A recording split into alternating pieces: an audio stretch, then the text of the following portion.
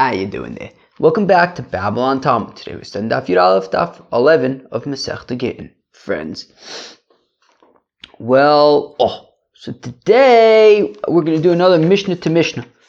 We're starting Mishnah Daf Yud Beis to Mishnah Daf Yud Aleph Beis. I feel like we're not quite getting far enough. I don't know, but maybe the next one will go from Yud Aleph Beis till Yud Gimel Aleph. Maybe we'll do that. Let's see if we can make a run for it. These dafs have been geschmack, but they've been chazak. You gotta work through it, you gotta work through it, Alright. Well, we're working through it. We're doing the work. Okay, so today's Mishnah, we talk about, again, we had mentioned three ways that get Isha and get Shichur are similar. We mentioned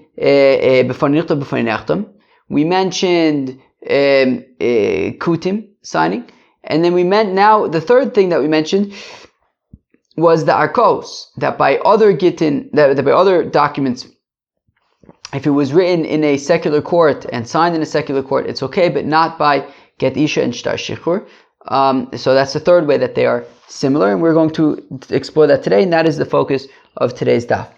Zot the Mishnah Daf Yud Almud Beis Kol Ashtaris Olim Barkos Shel Ovdei Kochavim. So all of the Kol Ashtaris, all of the documents Ha'olim Barkos Shel Ovdei Kochavim that are come from a secular court. Even though the documents not only emerged from the secular court, but they are signed from the secular court. They are kosher. Except for get Isha and get Shichur, those would be possible. Okay? Reb Shimon Omer Af Elu Ksherin. Reb Shimon says no, even get Isha and get Shichur can emerge from a secular court. Now this next line, it's not clear if this is Reb Shimon, if it's the Tanna Kama. Lohuzkru ela b'zman shenaisu be'edyot. It's only an issue when it was made by a hedjit. So either it's Reb Shimon saying that only if the diet was written by a hedjit is a problem. Maybe it's according to Tanna Kama that it would be a problem by other stars if it's written by a hedjit, not an expert judge. Okay, well the Gemara is going to explore different options there. But yeah, the gist of the Mishnah is that by other documents, non-divorce and freedom documents, by other documents, they can come from a secular court, but not by Get Isha and Get Shichur. But Reb Shimon says even Get Isha and Get Shichur can come from a secular court. Says the Gemara, Kal Posik Vitani Loshna Mecher Loshna Matone. So the Mishnah simply says in a blanket statement that any document, as long as it's not a divorce document or a freedom document, any or an emancipation document, I feel like is maybe more accurate. Any other document can come from a secular court, and that's fine. Now the Mishnah doesn't seem to be distinguishing what kind of document is that. Is that a document documenting a sale? Is it a document documenting a gift that was given? So Kapasuk Vitani, it just says blanketly that any of these documents can come from a secular court. Lo shna mecher, lo shna matana. Doesn't matter if it's a document of a sale, if it's a document of a gift. Bishlama mecher. So I understand why documents of sale can come from a secular court, because mechiyoyev zuze kamayu hu dikana. Because look, there are different ways to make kinyanim. So, for example, if somebody's selling a field, there's two ways to make that sale happen. One is by giving. One is by giving. One second. Yeah, one is by giving money. That when money changes hands, so does the property. The other way is by giving a document. Right? You can give a document that simply says that the field now belongs to the other person, even without money changing hands. So now we're saying that when it comes to a mecher, to a sale, so look, if Reuven and Shimon show up in court and Reuven pays Shimon for his field, Reuven now owns Shimon's field. That is what made Reuven giving the money to Shimon is what makes Reuven now the owner of what was Shimon's field. And therefore the document that emerges from this secular court isn't affecting a sale. It is simply a proof of a sale. And since it isn't affecting the actual sale, so it's just a sort of a record that the sale happened, so that can come from a secular court. Mishtar raya ba'alma. The shtar is just a proof, a recording of what transpired. Who the lo yoiv zuze kamayu lo havu muray nafshayu v'chazvin leishtar. And what's happening is you have this secular court, you have judges who work for the court, who have a reputation to uphold, and they don't want to be putting their names on fraudulent documents. So being that this document is not actually affecting the sale was affected when Reuven gave Shimon money for his property. And this money was transferred in the presence of the judges of this secular court, and what emerges from the secular court, this document that emerges from the secular court, is not affecting the sale. It's just a record that the sale took place through the giving of money, and the judges have their own reputations to upkeep, and they're not just going to put their names on a document for no reason, for a fraudulent document. So we can assume that that by putting their names on the document and saying that they witnessed Reuven give Shimon money, and therefore Reuven now owns the field, you can trust that you can rely upon this document to inform that this really did in fact take place, and that's okay. So I understand why the Mishnah would say that, or why we can assume that by a shtar mecher we could rely upon these secular courts, because they're not affecting a halachic kinyan. That's happening when the money is given. This is just a record of like a ledger, like a record, whatever, of what happened, and we can rely upon them for that. However, it's a little bit different. However, elamatana b'mai kakani, but a gift, there is no money transferring hands. That's the whole point of a gift, is that Shimon is just giving his property to Reuven, and he's not receiving any money. So then what affects the kinyan? What makes it Reuven's? The document, apparently, mistama, it's the document that Shimon is giving to Reuven that says that he is now the owner of it.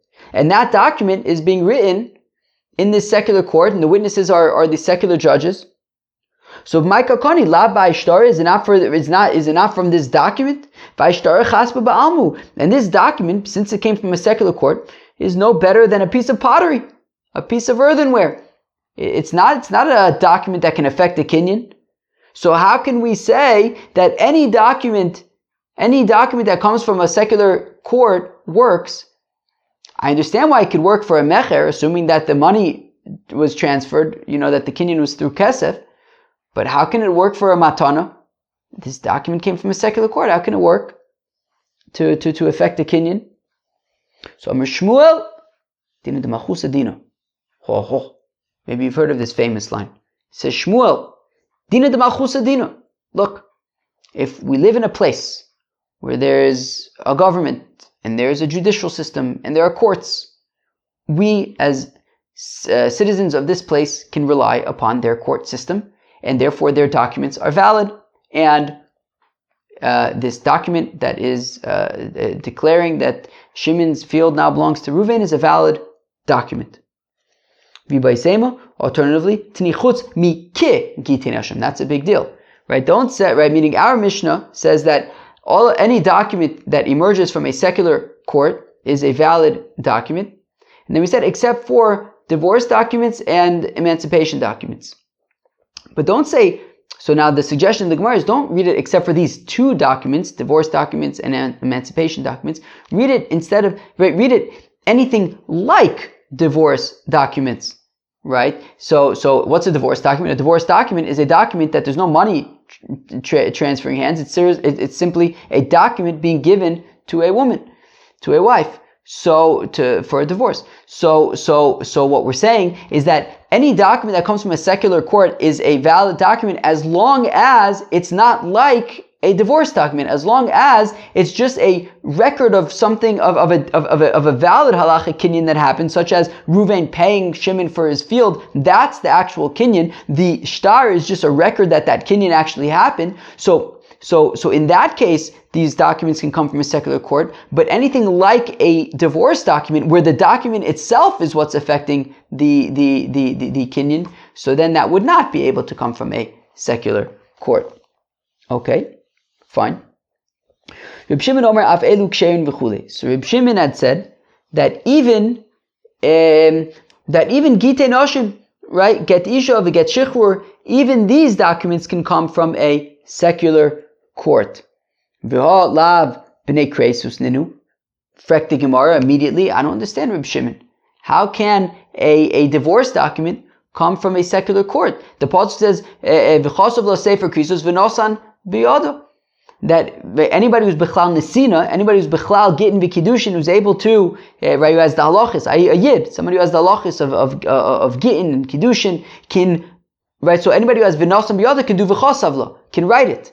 And since in a secular court, right, if they're not Jewish, then they're not shaykh to Gittin v'kiddushin, so memele they can't write this document. So how can Reb Shimon say that Gittin Oshim can come from a secular court? They're not shaykh to Gittin v'kiddushin. Amar Reb Zeire, says Reb Zeire, Yored Reb Shimon l'shitaso shel Reb Elazar de Amar Edi Mesira Karte bump bump baram. So we saw this shita. We saw this yesterday as well. That Reb Shimon is assuming, like Reb Elazar, that it's Ede Mesira Karte. And because it's Ede Mesira Karte, that you just need, the main thing is witnesses to observe the giving of the get to the wife. So the fact that there are non-Jewish signatures on that, on the get, it doesn't really matter, because the important thing is the witnesses of the transfer of the get, not the witnesses that are signed on the get. But in fact, the Gemara, but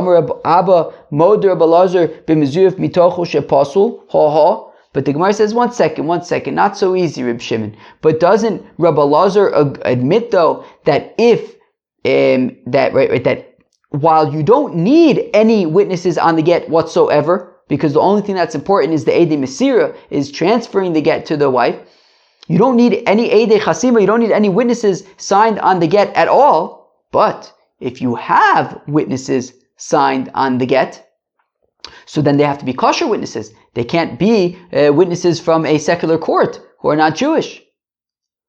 And therefore, Reb Shimon, I don't understand how you could say that a get isha can come from a secular court with non-Jewish judges signed on the document. Reb Elazar says mezuyaf mitocho is a problem, that if you have apostle edim, they can't be on the shtar. You don't need edim at all, but if you have edim, then they have to be kosher edim. How come? This is important. How come? Because if you have apostle edim on the document, so then you might end up relying upon them for the Mesira, and the Mesira has to be kosher edim, that's for sure. So if you have the get, and the get has these two witnesses, and the witnesses are apostle witnesses, it doesn't register in your head, you just see that these witnesses are signed on the document, you might say, oh, let's also rely upon these witnesses for the Mesira as well. That would be a problem. So therefore, Rabbi Elazar says that while you don't need any witnesses signed on the get whatsoever, if you do have witnesses, they have to be kosher witnesses. Because we're assuming that there's a decent chance that you might rely upon the same witnesses that are signed on the get to also observe the giving of the get. And therefore, we want to make sure that any witnesses that are signed on the get are also kosher witnesses. So, and for the Gemara, the reason why Reb Shimon says that it's a kosher get, even if it comes from the secular courts, is Hachav Mayaskinon B'Shemus Muvhakin. When it's so clear from the names of the witnesses from the secular court, it's so clear that these are not Yidden. These are not Jewish names.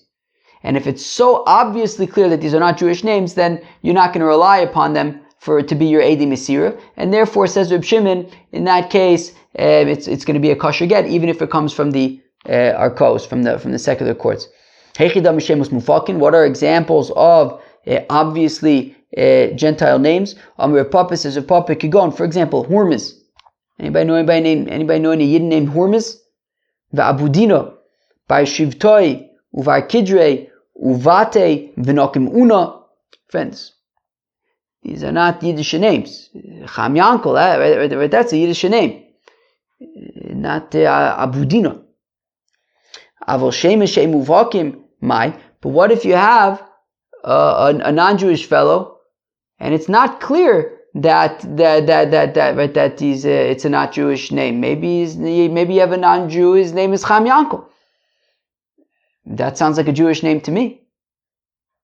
So maybe if you come from a secular court and you have a shtar and it says the shtar is signed by Cham Yankel, so you might think, and also Yitzchak Isaac, right? So you have a get coming from a secular court, and the two witnesses are Cham Yankel and Yitzchak Isaac,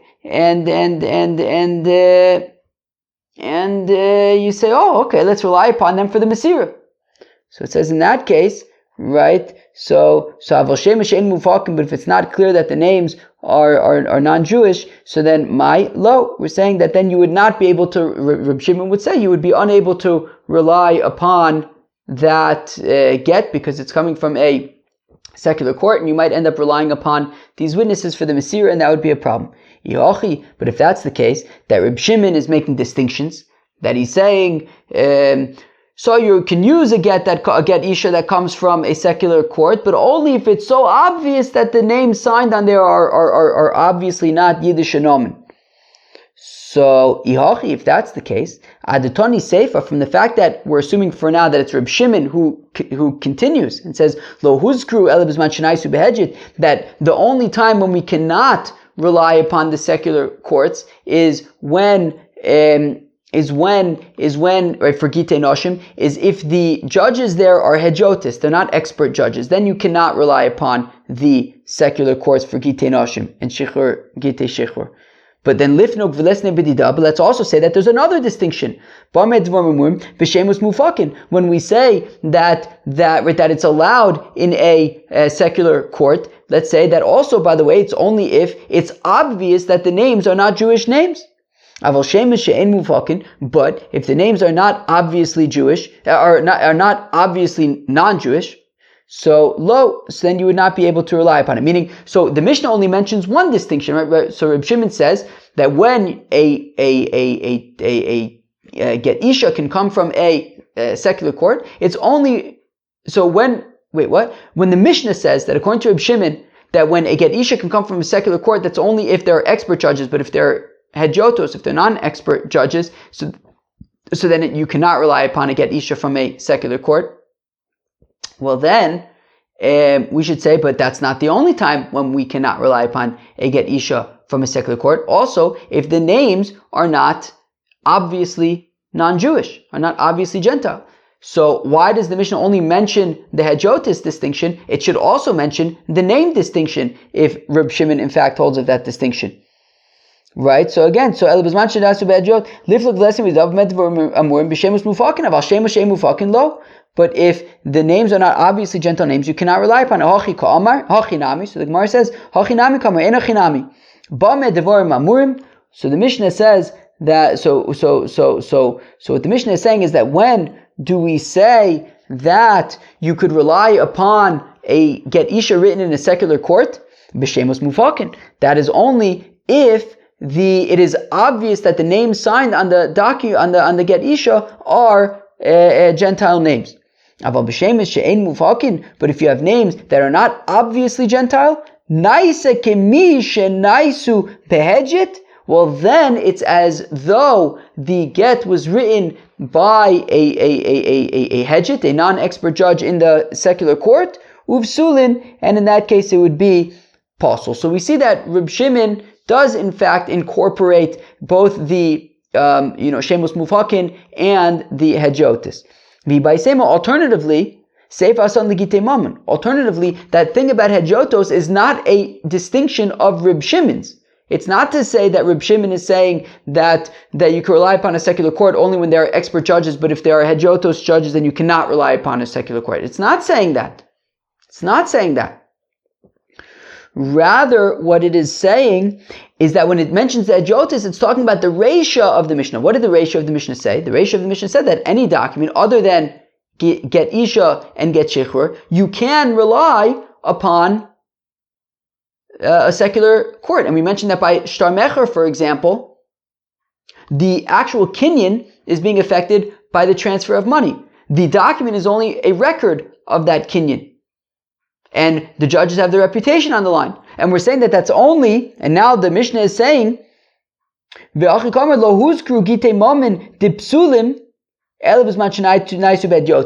when we say that you can rely upon these documents from the secular court, that's when there are expert judges who have their reputation on the line.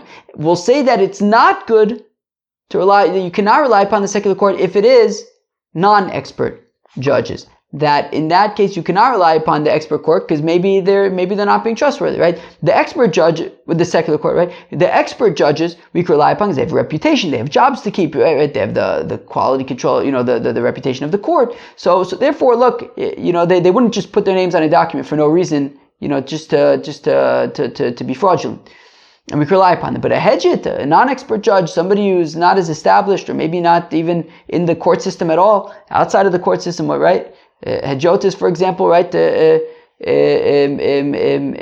Nedarim, right? You sit down in the shul on Erev Rosh Hashanah, do Hataris Nedarim. Those are 3 hedjotis, right? It doesn't necessarily need to even be anything fancy. So we cannot rely upon secular judges for that because they might not be telling the truth, and that is by other documents, right? Not Gittin and not Get Shichur. Okay, fine. Tanya, we're learning the Brisa. So, Amr Rabbi Elazar Rabbi Yossi, ho ho. Says Rabbi Elazar Rabbi Yossi, Kach Amr Rabbi Shimon, lachachom b'tzidon. That Rabbi Shimon said to the sages in Sidon. Where is that? Is that in Lebanon? Sidon? Sidon? Is that a thing? Is that in Lebanon? Is it in Lebanon? Lebanon? It's officially Lebanon.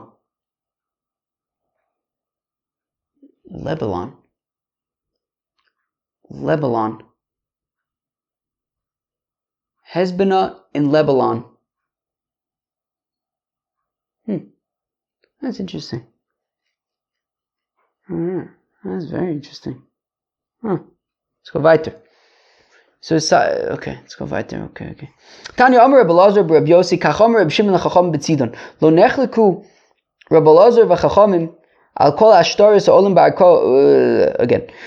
So Rabbi Shimon had said to the Chachamim in Sidon Lo Nechleku Rabbi Kiva Chacham, that there's a machlokus between Rabbi Kiva and the Chachamim Al Kol Ashtaris Ha'olin Ba'Arko Shel Ovdei Kochavim, regarding all of the documents that come from the secular courts, she'afal pi shechosmein ovdei kochavim ksherim, that even though the signatures in the documents are Gentile signatures, they're ksherim, va'afilu gittin oshim v'shechuri avodim, and even by get isha and get shechur, right? So that's what Reb Shimon says to the Chachamim in Sidon, that there's no machlokas at all. There's no machlokas in Rabbi Kiva and the Chacham. There's no machlokas at all when it comes to documents that come from the secular courts, and that's even Gitei Noshim v'Shechuri Avodim. Lo nechliku ella, where they do argue, where there's a machlokas between Rabbi Kiva and the Chacham, is Bizman Shenaisu Behedjit, when the document was written not by an expert but by a hedjit. Rabbi Kiva says nonetheless it's fine. It's kosher. The Chacham say it's possible, right? As we've just been discussing, because the hedjotis don't have that same reputation and trustworthy as the other judges. Chutz migitei noshim v'shechuri avodim, but that does not apply to get shichur and get isha. That there would be no machlokas that it is kosher. In that case, it is kosher because in that case, right, Reb Shimon says that we say Eidei Mesira Karte, and if you don't really need these witnesses, they're not testifying, right? They're not. I think my light is about to die, so let me turn it up before it dies because that'll throw me off. Right? The only reason why the Chachamim say when it comes to these other documents that you cannot rely upon hedjotis is because they're not trustworthy. But we can't trust them to say that that this kinyan happened with the money or whatever. But when it comes to the Gitei Noshim, we're not actually, right, it's the Edi Masira that are important. We're not actually relying upon these Jotas for anything. So therefore, everyone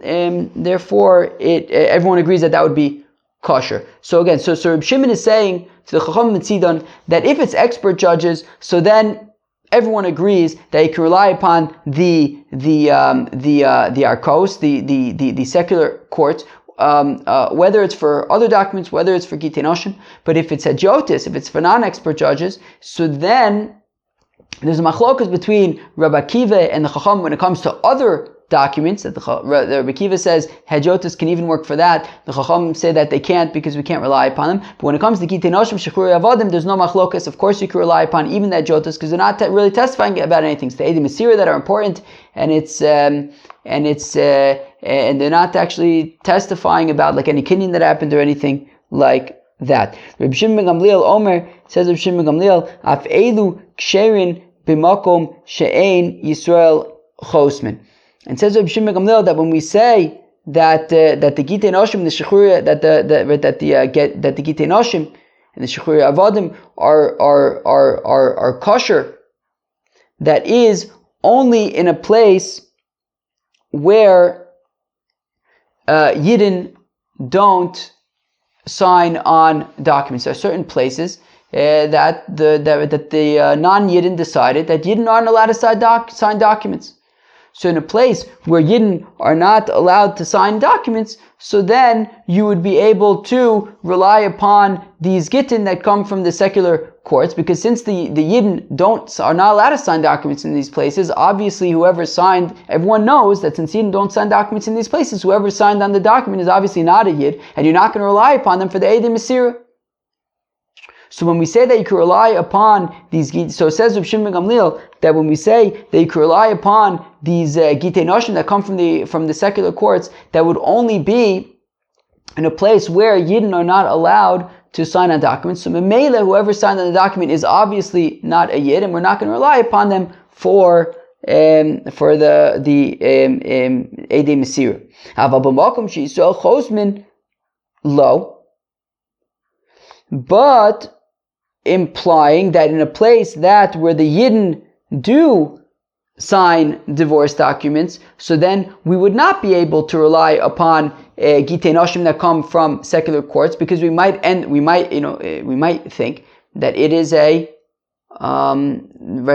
might think that the signatures on the document are Jewish, are kosher signatures, and you might rely upon them for the Edi Masira, and that would be a problem. So therefore, in places where Yidden do sign on documents, then you cannot rely upon a Get Isha that comes from a secular court, because you might rely upon them for Edi Masira, and that is even if the names are so obvious that they are not Jewish names. Nonetheless, you will not be able to rely upon this document because we make a gezerah of the obvious names out of concern for the non-obvious names. So then, makom she'ein Yisrael chosmin nami ligzor atu makom she'Yisrael chosmin. B'fek the Gemara, if we're going to say that even obviously non-Jewish names are nonetheless not okay or not allowed, out of concern for the names that aren't so obvious, but then shouldn't we also say that even in places where Yidden are not allowed to sign on documents, still we shouldn't rely upon documents from the secular courts out of concern for places where Yidden are allowed to sign on documents. So Amfrit the Gemara Shma b'Shma Machlif. Look, you can get confused between this kind of name and that kind of name, whereas Aser b'Aser lo Machlif. In different places, you're not going to make a mistake. Right? We don't need to make a gezerah about places where Yidden aren't allowed to sign documents out of concern for places where Yidden are allowed to sign documents. That isn't such a concern. But this name versus that name, that to say that, look, we don't want you to use a document from a secular court, even if it's an obvious name, out of concern for less obvious names, that can be confusing, right? So they might switch around the names, but the places are not going to be switched around as easily. Ravina thought to say that documents would be acceptable if they come from this knufiyosud armoy, which was not an official court. Amalei Rafram Rafram says, look, the Mishnah mentions courts, not these assemblies of sorts. Amar Rava says, Rava Aishtara Parsa, if you have a Persian document, a document written in Farsi, Dimasri niale bape sadi Israel, that was then given and delivered in front of kosher witnesses. Magbinon be mibnei chore. So it says, Rava, you can use that document. It's a valid document. It's written in Persian. It was delivered in front of kosher witnesses. You can use that document to collect from property, not property that's been sold, not nechasim mishubadim, but from available property that the if it's like a loan document, if Reuven borrowed money from Shimon, Shimon can collect from Reuven's property using this document. V'halo yadei lemikra, but how can they testify about it? They don't know how to read Persian, Farsi. B'diyad, they know how to read Farsi. But 1 second, we also need that the document be written in a way that is unable to be forged. Apparently the Persian documents, or apparently the documents that we need to be written are ways that the ink can't be messed with or anything like that, but the Persian documents, you would be able to mess with the contents of it. Vileka, right? The Persian documents you can't rely upon. Bida apitza, no, it's where they made the document in such a way that it was untamperable. Apparently, where does this come up? Apparently later on we're going to learn about this, that you have to reiterate the content of the document at the end of the document. Vileka, and these Persian documents don't have that, but the Mahadir, no, it's talking about where it does review the contents of the document at the bottom of the document. Well, if that's the case, well, it's an entirely valid document. It's not tamperable, it's got the summary at the bottom, it's they understand Persian. So why can Shimon only collect from Reuven's available property? He should even be able to collect from property that he had sold, that was meshubad to the loan. Why do we say only available property, not meshubad property? So ihochi, if that or mishab dinami, so leis lei kalos. The Gemara answers, well, since it was not, if it was a document that was written by the Yidden, so then it would. So therefore, since it was not a document from the Yidden, so therefore it doesn't have that same kind of voice, right? People don't know about it as much, right? Since the document wasn't written and signed by Jewish witnesses, it was observed being delivered by Jewish kosher witnesses, but it wasn't signed by them. So therefore, it doesn't have that same kind of voice. People don't know about it, right? The reason why on a document, when you have a document, you can collect not just from available property, but even property that has a lien on it. It's because a document written by Jews and for Jews, the community knows about it, right? You have Yentas, they start talking, so the community knows about it. But if it was written by Gentiles, then it doesn't have that same voice, and therefore you can't collect from property that had a lien on it, from Nechasim Mishubadim, but you can collect from Nechasim Bnei Chorin. But Amine Reish Lakish, Rabbi Yochanan, Reish Lakish asks Rabbi Yochanan, Eide machsumim al haget v'shmoson kishmos ovdei kochavim mau. So if you have witnesses signed on a get, and Rashi says Eretz Yisrael bo, that it's from Eretz Yisrael. V'shmos and kishmos ovdei kochavim, but the names, the signatures are not Yiddish nomen, they're not Jewish names. Mau. So can we rely? Is this a kosher get? Omer lei, Rabbi Yochanan responds, Lo ba liadenu ela lokus velus ve'echshaynu. Look, we once had a situation like this. There was a get, and the signatures were locus and loose. And we said, okay, Beseder, it's fine. They were Yidden, and their names were locus and loose. So, and we said, Beseder, it's alright. What do you want me to tell you? V'davka locus velus to lo shchicha Yisrael demaske b'shamasai. Wait, 1 second. No, am I making a mistake? Oh, 1 second. Start again. No, we have this document. We don't know. We have this get. It has 2 signatures on it. Okay, who are these names? What are these names? What are they? And therefore, can we just use this document and just give it in front of 2 kosher witnesses and assume that it's kosher? Right, so the names are Kishmos of the Chav Mau. So Amalei, so Rabbi Yochanan says, look, liadenu el locus velus ve'echshanu. One time there was an example, locus and loose, and we said it was kosher. But after locus velus, but we could say that, okay, maybe locus and loose, because it's so obvious that those are not Jewish names. So therefore you can, that would work just in front of Eidim Yisir, and that's fine. Implying that, but other, if the names were names that maybe not Cham Yankov, but maybe ich weiß nicht Bab, right? Bab could be a Yid, could be a Gentile. So maybe those kinds of names we can't rely upon. So Eisve, we have a contradiction. Gittin aboy mimdina sayom, that if you have a get coming from Chutz La'aretz, ve'edim chsumim aleim, and there are witnesses on it, afal pisha shmosein kishmos of the kochavim, even though the names are like the names of the kochavim, ksherin, it's nonetheless kosher. Mipnei shirov yisrael sheb Chutz La'aretz shmosein kishmos of the kochavim, because it's common in Chutz La'aretz for Yidden to have names like of the kochavim. Hasum ketiktani time. But the